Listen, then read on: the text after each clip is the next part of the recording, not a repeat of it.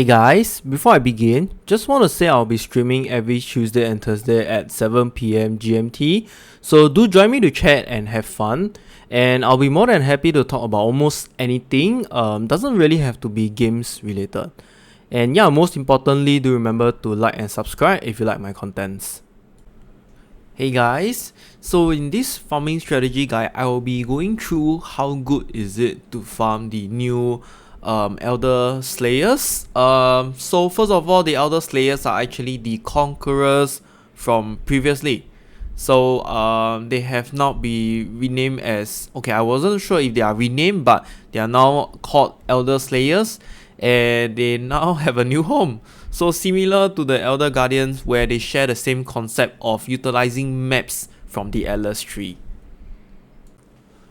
And before I begin, as usual, I will show the Atlas skill tree I'm using for this farming strategy. Items you will need to prepare, and later I'll be showing what are the items I have actually looted from all the 10 full runs. And next, I will be doing a breakdown analysis of the profits and costs, which will also show the estimated average per hour profit. And mind you, this profit is not going to be extremely accurate, but just on the average. Okay, and last but not least, I'll just give my own review and opinions on the good and bads of this method. Okay, so this is the Atlas skill tree I have been running for all the 10 runs. Just going through a very quick one. This is very similar to the El Engo. As usual, because you are utilizing the Atlas maps, you can combine anything you want. Okay, Breach, Legion, Blight, Beyond, Delirium, just whatever you want, as long as you reach to the top here, which is your Maven nodes, and also the Conqueror nodes over here. Alright, so you can see that I took Essence, Strongbox, Harbinger over here, Ominous Arrival, and because it's on the way, so I just took these 2 points for the Shrine. Smuggler's Catch, because just so that I can click, open, take, loot and go. Don't really have to do anything. They are just free money if you get Deception or Perception contracts, or even blueprints that has lots of divination cards. Alright, so Essence here as well, Crystal Lattice, Delirium. So I only took Delirium 4 points here and 3 points here, just for that small little chance to contain a Mirror of Delirium. Okay, and then here Crystal Resonance. If you are doing Essence, this is a must to take because it's too good. Striking Essence, monsters imprisoned by a Striking Essence in areas will be duplicated. Alright, too good over here. Strongbox as well in the middle, and then here we will come to the semicircle, where I will just take the Smuggler's Catch, the Essence of Amplified Energies, and the Harbinger, and then I will come over here to take the Unspeakable Offenses. Honestly, I don't think this is really good, but well, I just took it because they are Harbingers. And then go up over here, I only took a backup catch for the Arcanist Strongbox. There is a 30% plus 30%, so it's a 60% increased chance to be Arcanist Strongbox. Alright, plus any kind of currencies that drop from Strongbox will be duplicated. So if you get 1 Chaos, you get 2. If you get 2 Chaos, you get 4. If you get 1 Exalt, you get 2 Exalt. Alright. And come to here. So this is the most important part. I took the Sextants over here because I am running Sextants this time round for the maps. And the Conquerors here is just a no-brainer. Definitely you'll take it. There is this is what makes the map very, very strong and powerful. Alright, it's Martial Forces. There is a 20% increased quantity of items found in Conqueror maps. This is just normal, okay, just increment, okay. But the strong part about this is Conqueror maps has 20% increased pack size. Okay, on a normal basis, our maps have already about average of 20 to 25. That is a decent number of pack size to run in. So having an additional 20 pack size increase is really a lot. Alright, it is really a lot. That literally means like more than 1/4 of the monsters. You're gonna have 1/4 more monsters than usual. Alright, and that actually improves your drop, improves your rate of getting good stuff, rare stuffs, whatever. Okay, it's just very, very awesome over here. Okay, and Maven, I don't think I need to explain. Chance for Orb of Conflict to be duplicated, awaken support gems, and here it's just more crescent splinters. If you happen to get 5, you get 6 instead. 4, you will just remain as 4, but most of the time you just get 5 because you're going to run 70% quantity maps. Okay, and over on to here, I actually took this note over here, enrich entities. Unique bosses draw an additional basic currency. Alright, so the thing is, I am not exactly sure if this affects the Elderslayers, the Conquerors, but I am assuming no, it doesn't affect. Alright, but how about this 25% increased rarity of items dropped by unique bosses? I got a feeling it is actually affected. Alright, I will tell you why later on more, but I'm saying this because I actually got a fair bit of divination cards from the Conqueror, stuff like your inspired learning, your delirium orbs, and the exclusive cards that you can only get from the Conquerors. Yeah, I got quite a fair bit of them, and that is why I say maybe actually these nodes are affected, but somehow this is not affected. Okay, I do not know why. And the last part I took is this. So Eater of Worlds pack size. Yes, there's no Eater of World, but this is just increased pack size because influence monsters packs in areas have 5% increased pack size. Then again, I am not 100% very sure if this affects the map. Okay, I am not sure if this affects the Elderslayers monsters. Okay, so if you do not have enough points, because this is 127 or 128, what I can advise to do is you just go here, take these 2 nodes, and whatever that is here, you can just remove them. Right, so you have 122 or 128. Simple. Okay, so that's it for skill 3. Okay, before I begin, I just want to mention that you should always prepare all your maps beforehand when you actually start farming, and not try and get them when you do not have the maps. So be it whether is it in sets of 5, sets of 10, or even sets of 2 or 3 because you do not have enough currency, try to prepare them up front. Okay, so like you see, I've prepared here, most of them are like quality 20, and the invitations are all above 70%. So prepare them before you go so that you do not need to keep rolling and stopping and wasting lots of time before you do all the actual runs. Okay, and these are actually my key or core loots that I have gotten from the bosses. Like, I am just talking about the bosses, alright? Be it the unique map bosses or just the Conqueror map bosses, I mean the Elderslayer bosses, I've gotten all of this from there. You can see that actually the fragments are not really as much as your, what do you call it, Shaper Guardians and Elder Guardians, because they have the Guardians 8. This 6 additional ones is actually from the Maven's invitation, so it's about, I would say, a 50-50 chance that you get another additional fragment from it. And then I got 4 Orb of Conflict and 1 Exalted Orb. The rest are maps, and I am actually quite surprised at this. So I actually got a lot of Maven invitations from the boss itself. Like, I'm talking about the unique bosses that has the Elderslayer maps. Okay, I'm not sure if my RNG was good this 10 run, or is it just meant to drop more. I am really not sure. Okay, because on top of that, I got the Form and the Forgotten as well. Yeah, so it's about 1, 2, 3, 4, 5, 6, 7, 8. It's about 8 of this out of 40 runs. So it's more than Shaper Guardian and Elder Guardian runs. Okay, like I said, I'm not sure what is the drop rate. Is there a increase in drop rate for all this? I'm not sure. So secondly, I finally had 2 Awaken support jewels from the Elderslayer Maven's invitation. Yeah, like if you actually follow my previous guides, I mentioned that these things are extremely rare.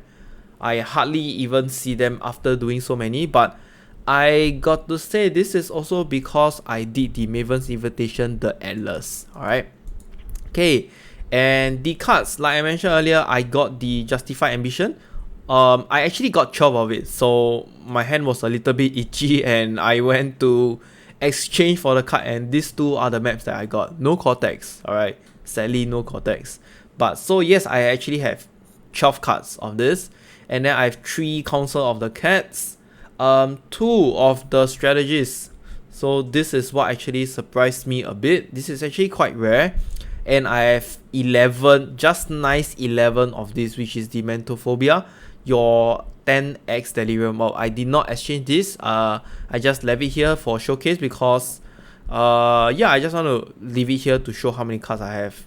It's only this Justified Ambition that I went to exchange. And yes, I have 6 Maven Reeds with Crescent Splinters. Is more than your usual Shaper Elder Guardian farming, because Maven will actually witness the map bosses as well, and you are allowed to do the Maven Invitation, the Atlas as well. So in the Elderslayers map, right, you are actually, Maven is actually going to witness 2 bosses at a go. Alright, so this is the key drops, and the rest of them are here. This is the additional loots that I got from the maps. Okay, I'm not going to count all of this below because I think they are just lucky drops. That's why I did not include them, like this minions medium cluster jewel and the large cluster jewel. So I've included essence, your usual currency drops, of course excluding these two, but I'll just put it here. And your contracts, those that has value, your counter therma, perception and deception, and blueprints. And then you on and off will encounter delirium mirrors, right? So you'll get a fair bit of delirium orbs, including simulacrum splinters. So if I remember correctly, in total I had, in all the 40 runs, I had 3 delirium mirror, right? So that's why I had actually about 2 each from each run. And yes, 8 exalted shard from your harbingers. Not something you see very often, but just good to have. Okay, so this is actually the full breakdown of everything that I have gotten from the loots. You can just pause and see anytime. I'm not going to go through every one of them, but just one thing I want to mention is that I did not include scarabs inside. The reason why is because scarabs is a arch nemesis mechanic, is something that you get based on very league specific stuff, and I did not want to showcase it. So you can kind of imagine the profit is actually more than that because I did not include the scarabs. Alright, and the forces as well. If you are following my arch nemesis combination, you will actually get quite a fair bit of scarabs and fossils. Okay, so yes, the total cost for this is actually 1,712 chaos, because the Elderslayer maps are really very expensive. Alright, one map is about 35 chaos. If you can get them at 35 chaos, honestly, I think you are quite good already. Right, it's going for about 35 to 40 chaos now, but I'm just going to see it at the lowest price because it's already very expensive. And then your Elderslayer invitation is 30c each. The invitation, the Atlas, is only 3 to 4c each. So I have only put 4 because you're only able to do this after every 10 maps. So total we are running 40 maps, 10 full runs, and that will divide by 10, so that adds up to 4. Alright, so the total cost will be this. What I have looted, like the key loots, will be 2,541, and that actually sums up to a profit of, average profit of 82.9c per run. That's not very good, okay? Honestly, that's not very good. I think the sole reason is because the Elderslayer maps is very expensive by itself. Okay, and the estimated time I took per map is about 4 minutes, okay? So this really depends on individual people, individual players. Some of you might take longer, some of you might just want to zoom past the map, but do remember, if you zoom past the map, you're not getting all the additional items looted. Alright, and this is just the estimate. Invitation is just about 30 seconds or so, same for the Atlas, so that's about 17 minutes per full run, okay, on the average. And mind you, this is just based on my L and Gold Atlas skill tree, so If you are doing other things such as Breach, Legion, I don't know, Blight or whatsoever, full Delirium runs, which I will showcase later on, you are going to take much longer. Okay, so this is just based on my out and go LSQ3, and the base profit per hour is 2.2 exalts. Yeah, so not so bad. And then that's if that is your base profit. Okay, I'm talking about your key items looted. So your additional earnings, this is what I got from my additional earnings. So on the average per one full run, you are gonna get about 72 chaos. Alright, so then again, I calculated based on 17 minutes. On the average, every hour you're gonna earn about 255 C. Alright, so let's just say if you were to include the additional earnings, alright, we're going to put in together, that will sum up to 547 chaos. That's a lot, alright, that is a lot. I'm talking about a per hour basis, and mind you, this is without the scarabs that we are running on Arch Nemesis now in this league. Alright, with the scarabs, I'm pretty sure it's a lot more. Okay, with the scarabs, I'm pretty sure it is a lot more. It's probably about 5 exalts or more, and that sums up to 4.2 exalt for this run, for all of these 10 runs. Okay, so this will be my opinion on this farming strategy. So first of all, what do you actually sell? You sell your Maven's Reed, Elderslayer fragments, Orb of Conflict, Awakening, support gems, as usual from all your bossing farming strategy. But Elderslayer is slightly different. Okay, you actually have Elderslayer exalted orbs to sell. Each of them definitely cost at least 1 exalt, and you have the divination cards to sell. So divination cards are quite a common drop if you have a good amount of quantity. Like I mentioned previously, they are quite interesting, and a little bit of RNG, you can either exchange it or sell. The good thing about this farming strategy, okay, so first of all, you get to farm not only the Elderslayer fragments but also the maps you are running. Like I have shown previously, my additional earnings come from just the normal mapping. More mechanics to play with. You have Blight, Retro, Breach, Legion, whatever you want to combine with is fine. Alright, Elderslayer fragments are actually quite popular, and it sells out really fast. It sells out very, very fast. I am not sure why. Maybe because it's a new thing. Cyrus might be very profitable. I'm not sure. That will be probably in my next video. And Maven will both witness the maps boss and Elderslayers. Alright, okay, so sorry, there's a typo error over here. Yeah, it will witness both the map boss and the Elderslayers, so there will be more Crescent Splinters and more chance for your Awakened support gems to drop. Alright, maps are filled with lots of mobs and drops because of the Elderslayer Atlas passive nodes. Like I mentioned previously, it increases 20% quantity and 20% pack size, so there's really a lot of monsters in the map. Okay, the divination cards dropped by the Elderslayers can actually bring you more profit than you imagine. What I mean by this is, let's just say Justified Ambition. It is the card that exchanges and give you a random synthesis map, right? So it can actually drop the Cortex and give you, and it just like, I think Cortex is about 2x now. This is just estimate, I think. And the Mentophobia can actually give you Scarab or Cartographer Delirium Orbs, and they are worth like, what, 50C each? If you did not know, Cartographer Delirium Orbs are like very high in demand now, but there is very extremely low supply now, as everybody is trying to farm Conqueror maps with Cartographer so that they can kind of like get back the map that they need. Alright, and the bad, so the mapping will actually take much longer depending on the amount of mechanics you have. Unlike the Shaper Guardians, where you actually just rush to the boss, kill it and get out of there, you might be even able to do it in less than 2 minutes.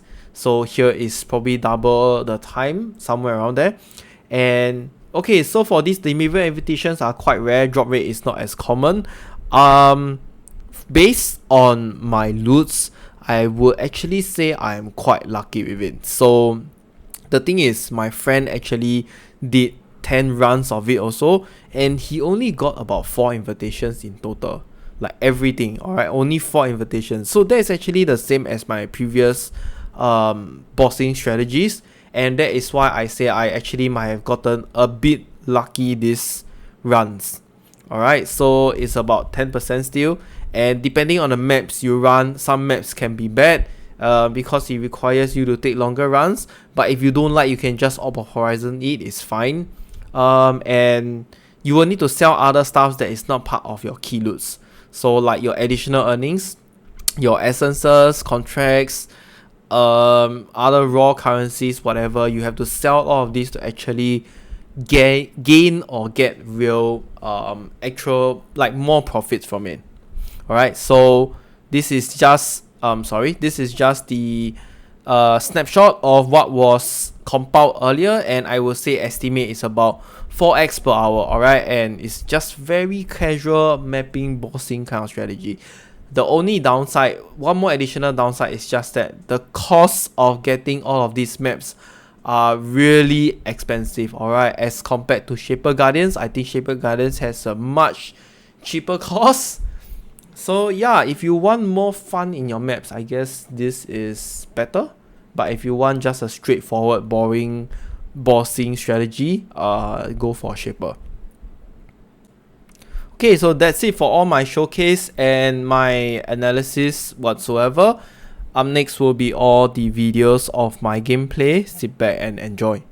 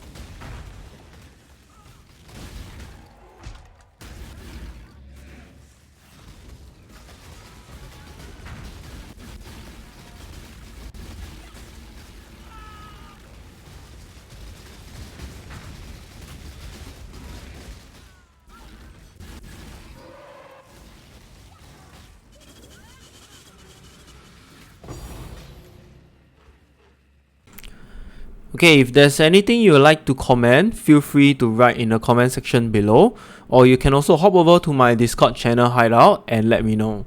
It's basically a chat channel for casual players to mingle around or ask any questions. Okay guys, thank you for watching and I'll see you in the next video. Bye!